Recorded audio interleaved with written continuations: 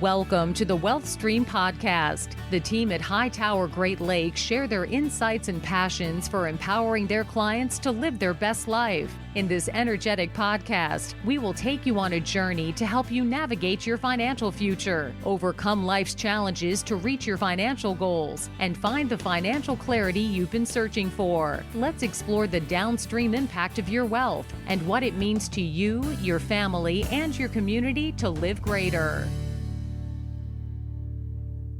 Hello and welcome to the Wealth Stream with Tim Scannell from Hightower Great Lakes. Today we are talking about creating recurring revenue for your business. And I said that because this is part two. I wanted to let you know right off the bat, this is part two.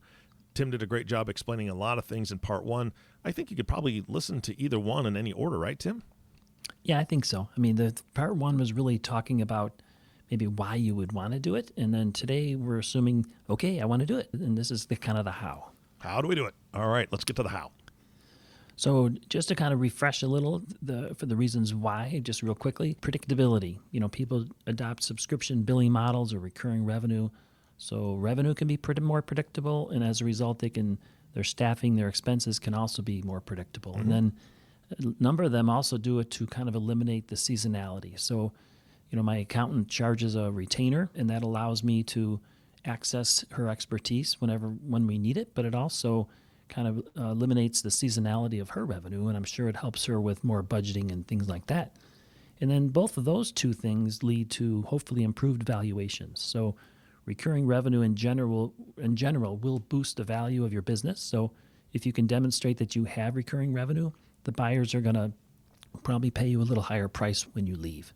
And then just from an operations standpoint, we had talked a little bit about what we call the Trojan horse effect, where customers are likely to buy more things, you know, if they're paying you a fee. And that's also why they call it the sale that keeps on giving, you know. So with the subscription model, companies definitely realize or see that they end up selling more things as a result of that. And then finally, the good ones, the companies that really set up the recurring revenue or adopt the subscription model, they're going to be the ones who also look at the data. What are people buying? What kind of services are we providing the most? And as a result, kind of focus their service, their value promise, so that they're really delivering a value so that the clients will continue to subscribe. So, you know, we've talked about Netflix and Prime and other things like that. So that's really why. And so let's assume that you've made the decision to do it. And today I thought we'd talk about, you know, how to go, some steps you can take to basically start that recurring revenue model. All right, sounds good. So the number one thing I would do is called baby steps. So I use my son as an example. He's an animator, and I don't really pretend to know exactly what he does, but he creates animations. And one of the things I've talked to him a lot about is, you know, rather than continually working for customers and creating these animations and projects and you know, and having to manage all that, to try and take baby steps in his business and on a parallel path, try to introduce a subscription model to his really core niche. So it gets to number one, which is, we call it niche down, or identifying your niche. So when I look at our client base, you know, our clients need and value comprehensive wealth management services. Some people like to do it themselves. Some people like to have multiple advisors do different things. Our clients really, they come to us because they want us to be kind of a quarterback, and they want us to be partners with them to really provide that ongoing proactive service. So they value it, they want it, and they need it. So that's our niche. You know, I mentioned in the last podcast, my HVAC company, my heating and air company, you know, they specifically went to their existing clients who had worked with them, had continually coming back to them, and they identified, you know, that I was one of their niche clients. And they said, hey, Tim, you know, would you like to get preferred access to our key people? And honestly, they're amazing. You know, when something happens, they come out, I talk to them. They're super knowledgeable. They're very well trained.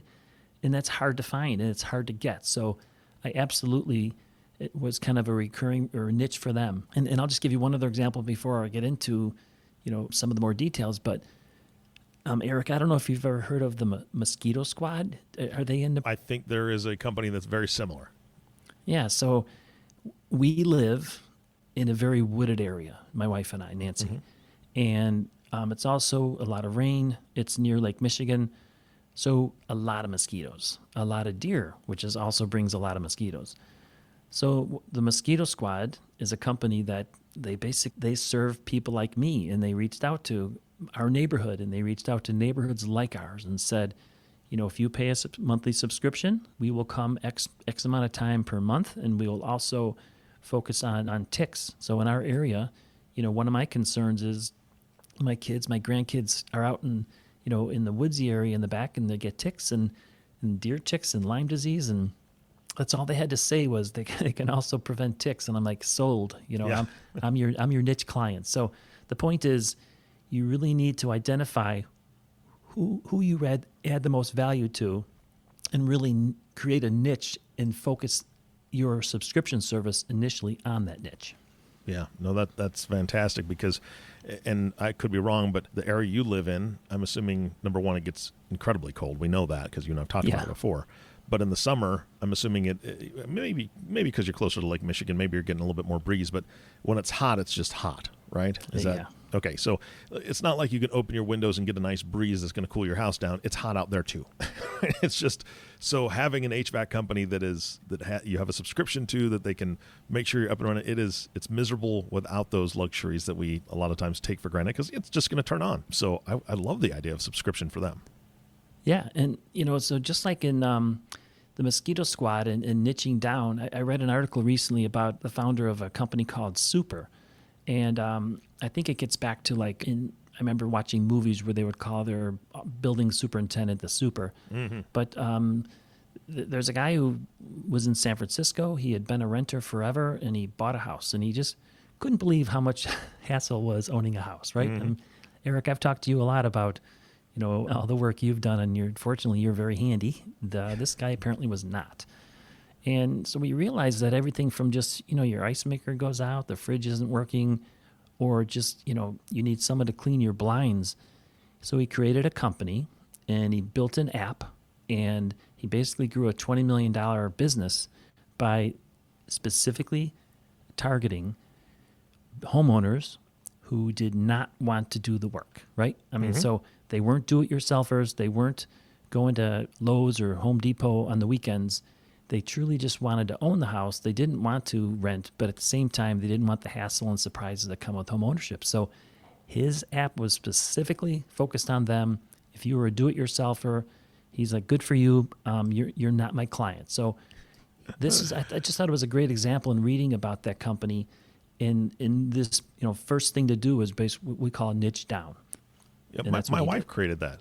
My wife created that exact thing, except for it's just the app is mainly just her phone, and all of our friends who don't like to do the work themselves call her to have me go over. So there's that. Yeah. No, and I'll just give you one other quick. That's fine. Yeah, I'll give you one other quick example. So Nancy, my wife Nancy, she a couple years ago I think it was Christmas, maybe one of the holidays, she bought me a brand new Peloton bike, and I rode it once, and then she just finished her 600th ride. So she loves the gift she gave me. And then last year she gave me a Peloton treadmill, and I think I'm getting the hint. I know what she's trying to tell me, but so now she also loves that treadmill really a lot. But so it got me thinking about Peloton, and really Peloton is a fitness company that is just geared to people who want to do it at home. They don't want to go to the gym. And you know what, like I subscribe and I attend our local YMCA here in Valparaiso. And when you talk to someone there, they're like, why would anyone have a Peloton? It's a different niche. You're not going after the people who go to the Y. You're not going after people who go to Anytime Fitness. You're saying these are people who either like to do it at their office, like to do it at their house. That's the niche. That's who they went after. So again, just that group of people are more than happy to pay a subscription fee, and it's global. So it's, the very scalable business. They can get clients all around the world. So it's an amazing business idea that really, again, came from niching down. Yeah, no, that's fantastic. So let's assume you've want to do this, and let's assume you've identified your niche, and that's a big assumption because we work with a lot of business owners, and a lot of times, especially when you're starting out your business, you're in the break it and fix it kind of business mode where somebody who's broke it, you're going to fix it, and you'll really take on everything any kind of business that comes in the door, and you'll try to do it yourself before you start expanding and growing a team. But once you get to a point where you're ready to niche down and you're ready to maybe step back and hopefully take more time and plan for your exit, there's kind of three ways you can flip what we call a repeat customer into subscribers. Number one, you basically go through your database and you say, all right, who are the customers who every once in a while will call me because they have a need? Well, that was me with my HVAC. It would be really every other spring because the air conditioner wasn't cooling the house, or I was not good about getting everything cleaned, and that was usually the problem, so I ended up probably paying more. But you first look at those people like I was, which are the people who tend to call, they like your service, they're loyal to you, but they just sporadically reach out to you. And then the second one is really, you go to the ones who, they're just more predictable. So they buy in more of a cadence, and like they're more responsible than I was, right? So they're going to call the HVAC company consistently, it'd be in the fall and the spring, or before the spring hits, because they're more prepared, and before the fall hits to make sure that they're first on the list. And those are the people you would also get. So there are two groups of people, but both of those are great examples of who you'd want to get to start your subscription model. And then the third one is really, and this was partially me too, I was looking for access, and I'll give you the example I talked about my CPA. Rather than calling my CPA when I needed something and I ask her questions and she's got to figure out how to bill for it, now I'm on a retainer where I pay a monthly fee and I have access to expertise. And I can't tell you how valuable that is if they know they're going to get a bill, yet if they pay the retainer fee, they know that they're going to get it, and they're going to more often call, and they're going to more often tap into it, and as a result, they're going to feel like they're getting more value from you. So that third category is maybe look in your database for people who periodically call, and they're looking, they need your expertise, but maybe they don't call as much, but they might be willing to pay some nominal or reasonable value, fee for it. Got it. All right. So those are kind of, like I said, three things you can do to flip your repeat customers. And there was an example that I read about too that I personally use. I'm a subscriber, and that's Hewlett-Packard, their ink. So, Eric, I don't know, do you have an HP printer? I don't. I have a different brand we won't mention. Ha! Okay, so you're one of those. No, just kidding. I'm one of those. So I remember when the last printer that I bought, and I imagine a lot of people bought printers, or a lot of people went down to Staples or some other company to buy their equipment when COVID hit, as they're equipping their homes for everything. And one of the things that I did was I signed up for subscriptions. So what Hewlett-Packard found, and I remember doing this years and years ago, was when I bought a printer, I would use HP ink, and then all of a sudden you started getting a lot of advertisements from competitors that were maybe less expensive or recycling, cartridges that was taking away some of the business, according to HP when I read about it. And so what they did was they launched their own program where they said, you can subscribe, and in the mail, and I get something in the mail usually every month. I get 2 printer cartridges in the month, and they usually time it. And apparently, I guess what they do too is there's a system inside of your printer. I didn't know this until I read the article, that kind of sends a little note to HP and says, hey, the printer ink is running out, time for Tim to get a new cartridge. So it also starts hitting me with, because they have my email, they have my contact information, they might start sending me new offers, things like that. Tim, like I said, I use an EcoTank. So I won't say the name brand of that, but it actually, instead of cartridges, it uses bottles. And so I just actually refill the reservoir, and it works fantastic. But what I found interesting is that I know that I'm low on black. When I set had the computer take a look at the printer, so on and so forth, all of a sudden, Amazon suggested to me through one of my Echo devices, hey, by the way, we noticed you're low on black ink. Exactly. I'm like, oh man, this is getting a little bit too real for me, But yeah, the thing is that it can be here the next day if I just click that button. So yeah. Yeah, Yeah, and I have. It's like, oh, is Alexa listening to you or something? Somehow they just know no, you need it. it's hooked up through the computer system. As a shopper, I've got that on there, and so it'll make suggestions to me. And I don't know how to turn that off. I'm sure there's a way. Yeah. Getting back to my son Kevin, he was my tech guy, and once he left the house, I don't have a tech guy anymore. So you could subscribe to one. I'm sure there's got to be a subscription service out there. Yeah, but what the article talked about too was that one of the side benefits that HP found was it just created a lot of brand loyalty. So the people talk about what's your score for your loyalty scores. I forget the word for it, but they found that there was so much more loyalty and so much more positive response to their brand because they were just continually delivering value in a very convenient way. And again, getting back to, you're not doing this for everybody. You're doing this for a niche. Some people don't want it delivered. Some people prefer to go get it. Some people would rather shop for it. But there's a whole core group of people that HP found that just wanted it simple and just wanted it delivered to their house. So I would use them as or this example of how they did it in your own business also. So like one of the things they did was they said, we're going to have multiple plans based on volume. And I think their lowest one was, 99 cents a month. So that can't be too bad, right? And then their highest one was like $25 a month, where it's all based on how many pages and how often you use it. But by offering, different plans, they were able to kind of, like you said earlier about Amazon, get you in for this, and then, or the car wash example you talked about in the first podcast, their first part one of it is, get you in with $10 a month for 60, 90 days, and then see what, that goes up after that. But you just offer multiple plans that are customized to people so that they feel like they can choose one that fits them. And that's what I would recommend that people do if they're considering this. And the other thing that they do, and my accountant does this too, is Hewlett-Packard did what they call allowed for carryover. In other words, sometimes you don't order enough, or sometimes you order too much, and they can kind of tell. Like, so I subscribe to, and I get beef shipped to my house, and I get it from a local farm in Indiana that has grass-fed beef, and they deliver like a recurring package every other month. But I can log on any time, and I can say, hey, we were traveling, or we just weren't eating that much meat, right? So it gives it very easily. I can go in and adjust and shift the delivery date, and so it just, you want to offer your clients flexibility because they'll also perceive more value from that.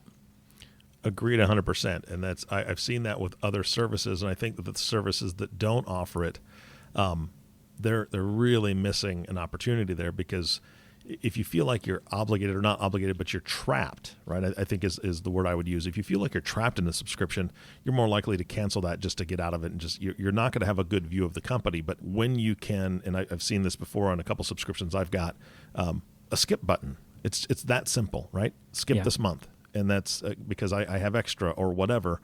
And then, okay, they skip the shipment. I don't make the payment, and then it resumes, 1 month later. It's brilliant. It's very good for the consumer, right? We feel better about that, and we don't feel trapped.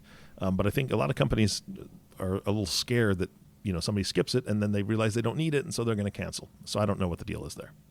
No, I agree. And like, I get, my sister-in-law had recommended about a year ago that she uses or subscribes to overnight oats, and she has that for breakfast every morning. And so I tested it out. And one of the really nice things about that is when they'll send you an email and they'll say, hey, in 2 weeks, we're going to be sending out a shipment on your regular shipment, but click this button if you want to delay it. So just making it that convenient, leveraging technology is really helpful. And I have more brand loyalty to them because of that. Perfect. And then the last one is, never let them run out. So you could certainly do it like HP, and I don't want to say it's sneaky, but there's a technology, that's driving that. But the other way is, when I think about my heating and air conditioning people, again, just to get back to them, everything with my HVAC, my heating and air is through the Wi-Fi and on my app, so I can turn things on, turn things off. A lot of people do that. But because of that, they also have access, and I've given them permission, to have access where they're monitoring things. So they can actually tell if the filters need to be changed, or if for whatever reason the pump is not pumping properly, or et cetera. And they never let me run out. They never hopefully prevent me from, having an air conditioner that's underperforming. So if you're able to offer flexibility, offer multiple types of plans, if you're able to allow people to turn it on and turn it off and adjust it when they need it, and then if you can somehow help them so that they never run out of your service or never, need to break, it breaks and then you need to fix it. It creates repeat customers, which are the lifeblood of any business, and it'll also really, evidence shows that it increases the value when you're ready to exit. So this is something that I think most business owners should at least consider and follow these guidelines and maybe how to do it. Absolutely. All right. What else do we need to cover in today's podcast? So I just think, again, just to get back to, if you as a business owner, if you're able to look at your business and identify ways to create recurring revenue, it's going to be more predictable. You're going to have more time, more flexibility. You're going to improve your valuation. Sales will likely increase. And there's very simple ways to grab the low-hanging fruit and do it. And then there's also more complicated and more intricate ways that every business is all different. But we work with clients to help them build successful exits when they're ready to go. And this is really one of the ways that we consult with clients to help them really hopefully maximize their value and hopefully exit to their next passion once they're ready to go. All right, Tim. Well, it is that time in the podcast where we kind of recap and say, the valuable information that you've got here, this is something that you love to teach. This is something that you research and you do for the podcast, but ultimately it's for your clients. And it's for the folks that are listening to this podcast who are even not clients. And if there's folks that want to get this information or chat with you about it, because you've done a lot more research than you can even cover in this podcast, how do they reach you? So what I would say to the listener is, I think there's times in everyone's lives where, we think we can do stuff, but we're just better off hiring specialists. And nobody gets good at exiting their business because they typically only do it once. Sometimes you might do it twice in your lifetime. But we help business owners every day build successful exit plans, and recurring revenue is really part of it. So if you're interested in reaching out for help, you could always send me an email at tscannell@hightoweradvisors.com or call my office at 219-531-4941 and schedule a Build Your Exit meeting. Perfect. Build Your Exit meeting. Love it. Tim, thank you so much for your time today. Thank you. I appreciate it, Eric, as always. You bet. And thank you to listener. Thank you for tuning in and listening to the WealthStream podcast with Tim Scannell. If you have not subscribed to the podcast yet, please click the subscribe now button below. This way, when Tim comes out with a new podcast, it'll show up directly on your listening device. And this makes it really easy to share these podcasts with your friends and family. And if you've got a friend or family member that has a small business or a business that this might be valuable information to help them increase the value of their company, please share it with them. They'll thank you for sure. Again, thank you so much for listening today. For everyone at Hightower Great Lakes, this is Eric Johnson reminding you to live your best day every day. And we'll see you next time.